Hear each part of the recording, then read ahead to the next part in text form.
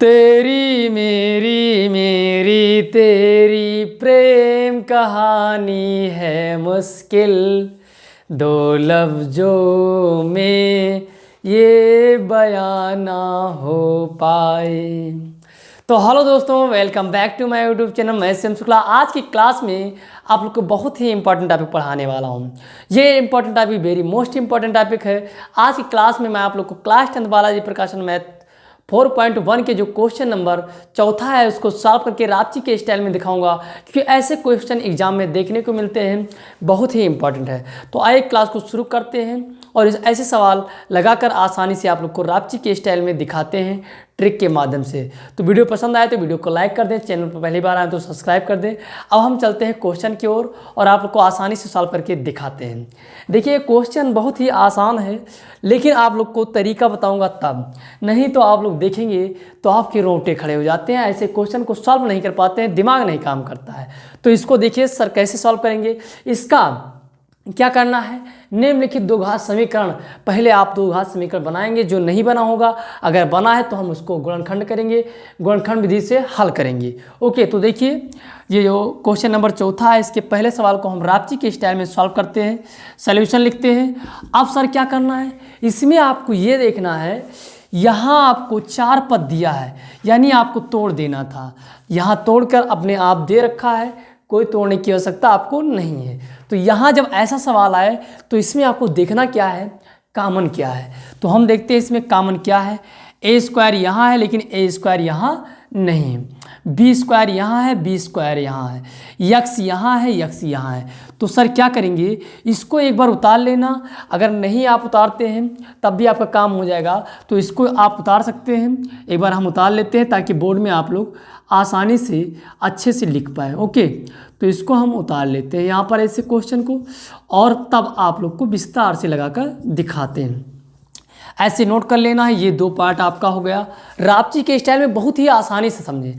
ऐसे सवाल आएंगे तो इस सवाल को देखने के बाद दोबारा आप कभी कोई टेंशन ही नहीं रहेगा, चुटकियों में सॉल्व कर जाएंगे। तो यहाँ आपका ए स्क्वायर, यहाँ ए स्क्वायर नहीं है, बी स्क्वायर मिल रहा है। तो जो मिल जाएगा उसको आपको बाहर कर लेना है, जो दोनों पद में होना हो। यहाँ यक्स है, यहाँ यक्स है, यहाँ एक्स स्क्वायर है, अब लेकिन यहाँ हमारा यक्स है तो केवल हम यक्स कॉमन लेंगे। तो यहाँ हमारा बी स्क्वायर यक्स कॉमन हो जाएगा, क्योंकि ये इस पद में भी है, इस पद में भी है। जो दोनों में होता है उसको हम बाहर रखते हैं और आसानी से सॉल्व कर जाते हैं। यहाँ क्या बचा, ए स्क्वायर। सर यहाँ ए स्क्वायर बचा, और यहाँ जब हम दोनों कॉमन कर लेंगे तो प्लस का आपका 1 बच जाएगा। कोई समस्या नहीं होनी चाहिए। यहाँ माइनस है, यहाँ भी माइनस है, तो माइनस कॉमन कर लेते हैं। अब देखिए यही हमारा आ रहा है यक्स, यहाँ हमारा, अच्छा यहाँ एक एक्स तो बचेगा ही बचेगा, इसको ध्यान देना है। अब देखिए, तो यहाँ हम 1 कॉमन कर लेते हैं, तो हमारा बच जाएगा ए स्क्वायर यक्स माइनस 1। एक बात और ध्यान रखना, ऐसे सवाल जब एक बार आप कॉमन ले लो तो यहाँ आपको जो मिल जाता है, ऐसे आपको सोचना है कि सर यहाँ जो मिला है एक बार और होगा तभी तो कॉमन होगा। तो यहाँ मैंने देखा कि ये हमारा यहाँ मिल रहा है, तो क्या किया, केवल -1 कॉमन लिया ताकि हमारा ये पूरा प्राप्त हो जाए। ओके, तो देखिए यहाँ ए स्क्वायर तो यहाँ ए स्क्वायर, यहाँ यक्स तो यहाँ यक्स, +1 तो +1, आसानी से हो गया। और यहाँ माइनस अगर कॉमन 1 लेते हैं तब ये मुझे प्राप्त हो जाता है। ऐसे मुझको सोचना है।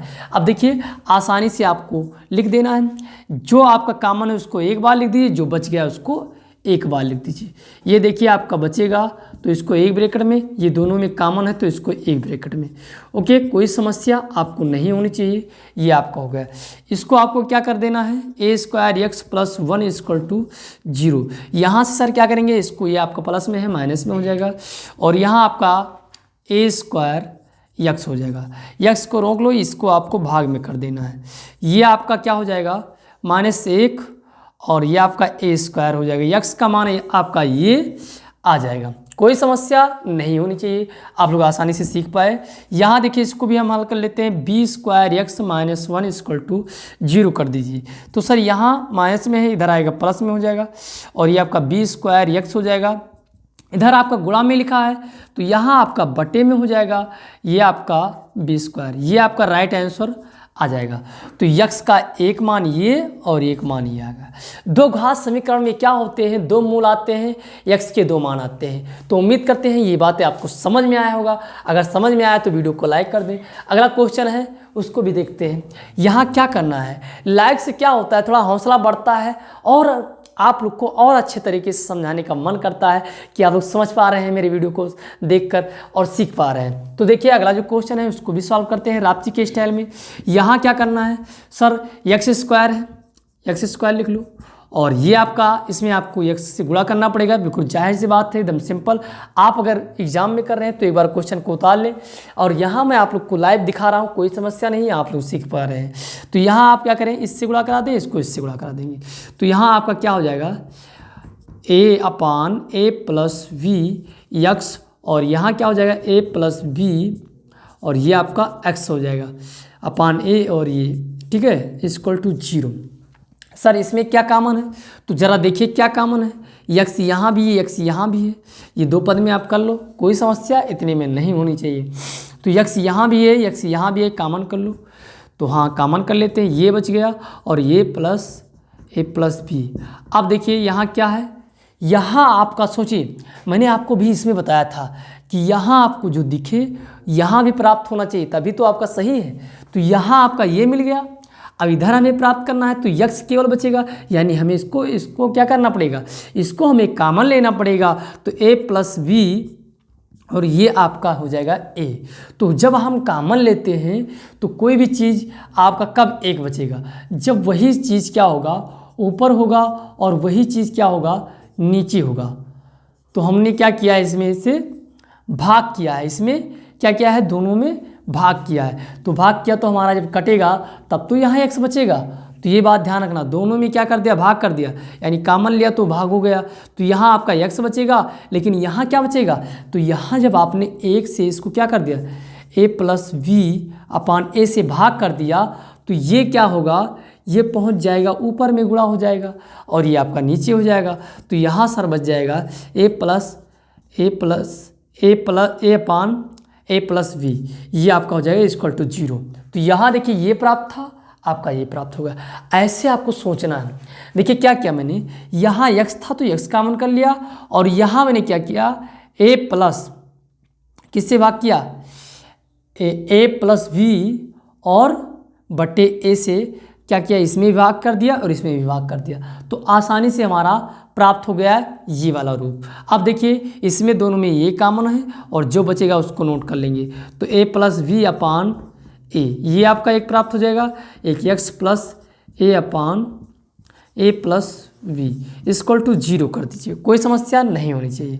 यहाँ से आप क्या करेंगे, एक बार इधर ये प्लस में है उधर जाएगा तो माइनस में हो जाएगा, ये आपका एक आंसर प्राप्त हो जाएगा, कोई समस्या नहीं होनी चाहिए।